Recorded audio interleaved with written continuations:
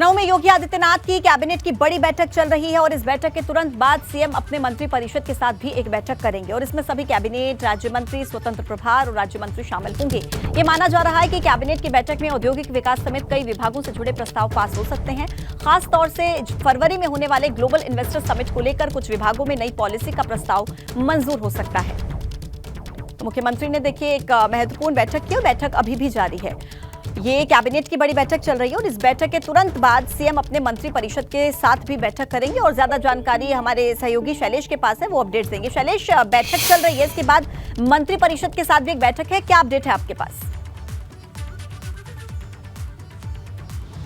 देखिए, अगर आज की बात करें तो पूरा दिन जो आज सुबह से शुरुआत होती है वो मुख्यमंत्री की बैठकों से ही ये सिलसिला शुरू हुआ और आज सुबह से ही मुख्यमंत्री जो है वो अपने जो सहयोगी मंत्री हैं इस मंत्रिमंडल में उनके साथ मंथन चर्चा में लगे। सबसे पहले सुबह 11 बजे बैठकों का सिलसिला शुरू होता है जिसमें तमाम विभागों के जो कैबिनेट मंत्री थे, अधिकारी थे, उनको बुलाया गया और जो वर्तमान वित्तीय वर्ष का बजट है उसके ऊपर चर्चा हुई। आगे जो बजट आना है उसको लेकर मंथन हुआ कि किस तरह से सबको अपनी रिपोर्ट देनी है, बजट प्रस्ताव देने हैं। इसके अलावा तमाम बड़े फैसले हुए, जैसे प्रदेश भर में रोजगार मेले लगाने को लेकर निर्देश दिए गए हैं सभी 403 विधानसभाओं में।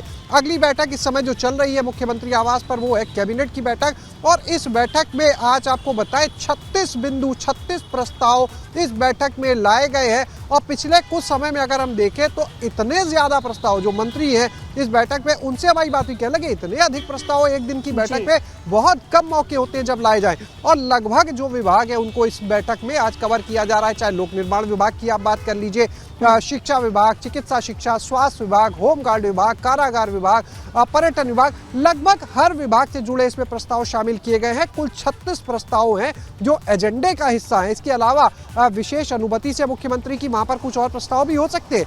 अगर इसके बाद बात करें तो इस कैबिनेट की बैठक के तुरंत बाद आज मुख्यमंत्री योगी आदित्यनाथ अपने पूरे मंत्रिमंडल के साथ में बैठक करेंगे और उस बैठक में कैबिनेट मंत्री के साथ सभी स्वतंत्र प्रभार के मंत्री, राज्य मंत्री मौजूद रहेंगे।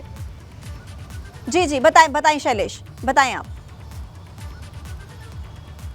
जी तो वो लोग यहाँ पर मौजूद रहेंगे और एक बड़ी चीज सोर्सेस से जो निकलकर जानकारी आ रही है कि जितने भी मंत्री हैं अब उनको अलग अलग जिले के जो प्रभार है वो सूची तय हो गई है और आज शाम को जब बैठक होगी तो उसमें वो नाम सामने आ जाएंगे कि किस मंत्री को किस जिले की जिम्मेदारी दी गई है, वो आ जाएंगे। क्योंकि आगे देखिए निकाय चुनाव है, उसके बाद लोकसभा के चुनाव है, तो पार्टी पूरी तरह से तैयारियों में जुटी हुई है। मंत्रियों के उनके बिल्कुल, और वो जमीनी स्तर पर दिख भी रहा है शैलेश, जिस तरीके से बैठकें वहां पर चल रही हैं और महत्वपूर्ण बैठकें।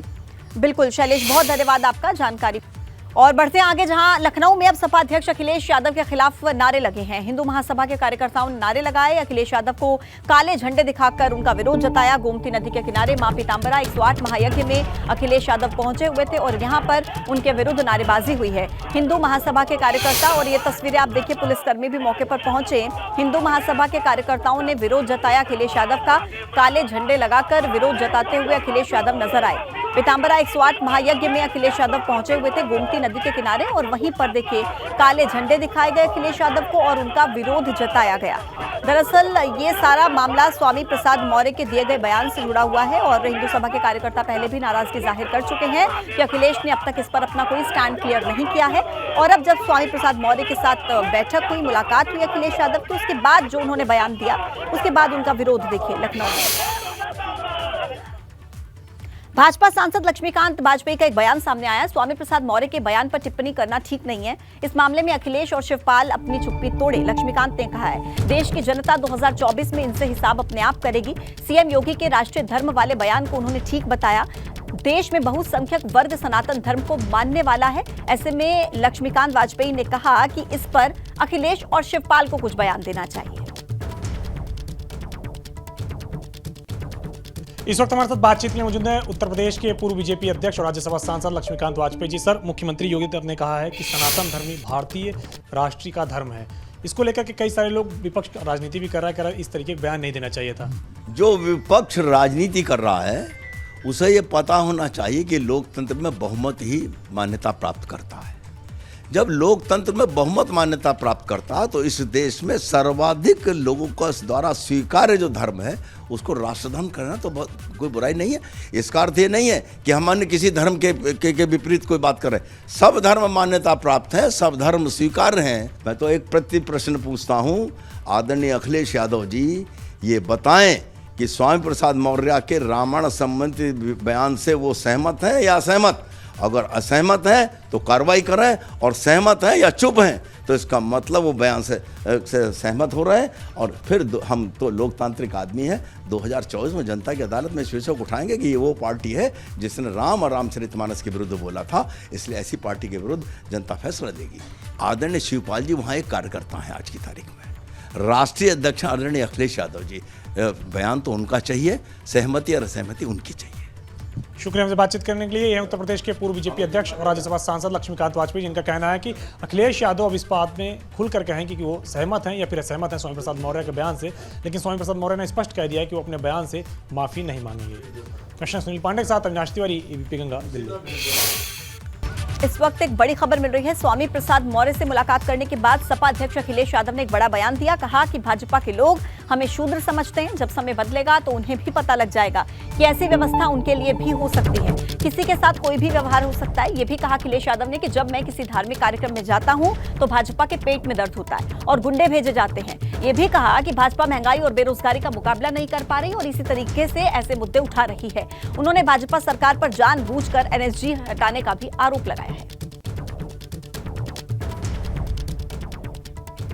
तो देखिए अखिलेश यादव का ये बयान, लेकिन इस बयान के बाद एक बड़ा सवाल ये उठ रहा है कि क्या स्वामी प्रसाद मौर्य के बयान का समर्थन करते हैं अखिलेश यादव, क्योंकि ये मुलाकात हुई थी स्वामी प्रसाद मौर्य के साथ।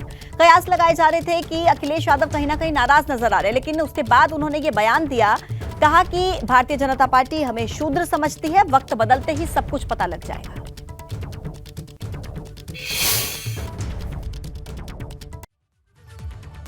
बीजेपी के लोग पिछड़ों को शूद्र, दलित को शूद्र मानते हैं।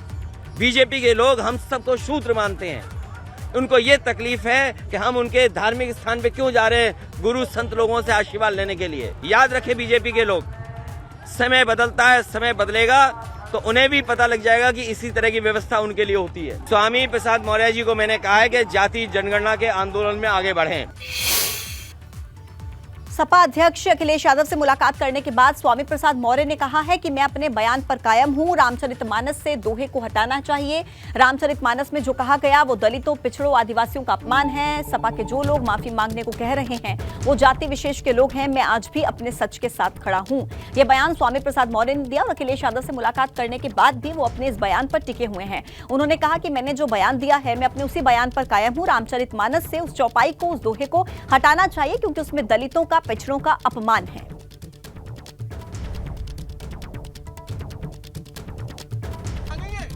माफी मांगेंगे क्या? मैं सच के साथ खड़ा हूं। आज भी मैं अपने स्टैंड पर कायम। माफी मांगेंगे क्या? मैं सच के साथ खड़ा हूं। आज भी मैं अपने स्टैंड पर कायम। सुबह सपा के अध्यक्ष ओम प्रकाश राजभर ने एक बड़ी मांग उठाई है। महाराज सुहेल देव को भारत रत्न दिया जाए, ये मांग उठाई गई है। ओपी राजभर का सपा और स्वामी प्रसाद मौर्य पर हमला भी, और विपक्ष में रहकर अब सपा सिर्फ चिल्लाती रहे, ये कहना है ओपी राजभर का। सपा सरकार ने अपने कार्यकाल के दौरान क्या किया ये बताएं। सपा ने किसी को कोई हक नहीं दिया। स्वामी प्रसाद मौर्य को सत्ता लालची नेता करार दिया ओपी राजभर ने। जब 4 साल वो मंत्री थे तब राम की शरण में थे। राम राम जपना, पराया माल अपना, ये देखिए तंज कसते हुए ओपी राजभर नजर आए हैं स्वामी प्रसाद मौर्य पर। कहा कि स्वामी खुद मंत्री बने थे, अपनी बेटी को भी उन्होंने सांसद बनाया और सपा में गए तो ऐसे बयान दे रहे हैं। अब सुभाषपा प्रमुख ओम प्रकाश राजभर जी हमारे साथ हैं। आज मुंबई जा रहे हैं, वहां पर सुहेल देव के सम्मान में एक बड़ा कार्यक्रम होना है। सर, क्या कार्यक्रम है और कब निकलेंगे आप? जब ये सत्ता में रहते हैं नेता तो इनको कुछ दिखाई नहीं देता है। ज्यों सत्ता से बाहर होते हैं, ये सत्ता लोलुप्त लोग हैं। हमारी बात थोड़ी कड़वी लगती होगी ऐसे नेताओं को। 4 बार बहुजन समाज पार्टी में थे। बहुजन समाज पार्टी ने जमीन से उठा करके मिनिस्टर बनाया, देश में एक पहचान बनाई। आप सत्ता के लोलुप्त नहीं होते तो अब 4 साल आप मंत्री थे, तब आपको चाहे वो रामायण की चौपाई की बात हो, चाहे कोई भी धर्म गुरुओं की बात हो, आपको उस समय कोई बयान नहीं दिखाई दिया। ये लोग नहीं दिखाई दिए। जब बहुजन समाज पार्टी की सत्ता जाते नजर आई, तब इन्होंने क्या किया, रामम शरणम गच्छामि, तब साधु महात्माओं की शरण में चले गए, तब वहां ग्रंथ पे माला फूल चढ़ा करके जय जयकार करने लगे, नारा लगा दिए कि राम राम जपना पराया माल अपना। हमारी मांग है, हम सरकार से भी मांग करें, अभी हम प्रधानमंत्री से मिलेंगे, गृह मंत्री से मिलेंगे, मुख्यमंत्री। बजट पर मुख्यमंत्री योगी आदित्यनाथ ने बयान दिया है। 25 करोड़ लोगों की जन आकांक्षा के अनुरूप ही नया बजट होगा, ऐसा कहना योगी आदित्यनाथ का। और लोक कल्याण संकल्प पत्र के संकल्प सभी पूरे होंगे। वार्षिक बजट 2022-23 के खर्च की विभागवार समीक्षा की जाएगी। सभी विधानसभाओं में रोजगार मेले लगेंगे। सही और समय पर बिजली बिल मिलना सुनिश्चित करेंगे। योगी आदित्यनाथ ने आश्वस्त किया है यूपी की जनता को कि 25 करोड़ लोगों की जन आकांक्षा के अनुरूप ही नया बजट होगा। बुलंदशहर से एक बड़ी खबर मिल रही है। घर की दूसरी मंजिल पर एक जोरदार धमाका हुआ है। धमाके से लेंटर सहित कई दीवारें बुरी तरह से क्षतिग्रस्त हो गई। 3 लोगों के घायल होने की खबर है। घर में हुए धमाके से लाखों रुपए का नुकसान भी हुआ। गंधक पोटाश से धमाका होने की आशंका जताई जा रही है। फोरेंसिक टीम फिलहाल मौके पर पहुंची और सैंपल्स ले लिए गए हैं। जांच के लिए लैब में भेजे गए हैं। कोतवाली नगर क्षेत्र के राधा नगर इलाके का ये पूरा मामला बताया जा रहा है, जहां धमाके से घर की दूसरी मंजिल पर देखिए किस तरीके की तस्वीरें सामने आई हैं और बुरी तरह से क्षतिग्रस्त हो गई हैं। घर के लेंटर समेत तमाम दीवारें। 3 लोगों के घायल होने की खबर भी मिल रही है। घर में हुए धमाके से लाखों रुपए का नुकसान हुआ है। गंधक पोटाश से धमाका होने की आशंका जताई जा रही है। हालांकि लैब में सैंपल्स भेज दिए गए हैं और जांच के बाद ही पता लग पाएगा कि आखिर धमाके के पीछे की असली वजह क्या रही। तस्वीरें देखिए बुलंदशहर की, जहां घर की दूसरी मंजिल पर हताहत की स्थिति। जब जोरदार धमाका हुआ, घर के लेंटर और दीवारें सहित कई दीवारों को नुकसान पहुंचा।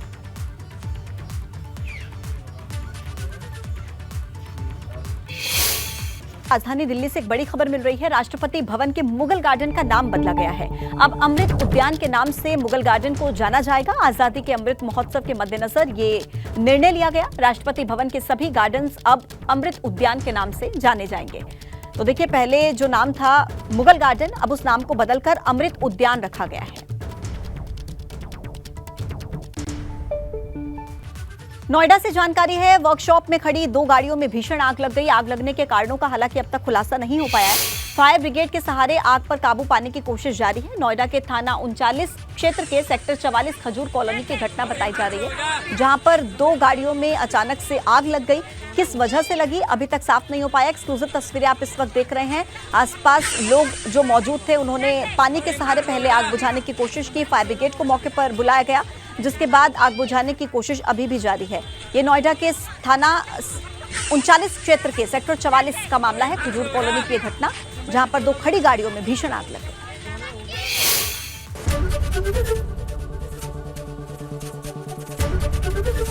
एबीपी गंगा, खबर आपकी, जुबान आपकी।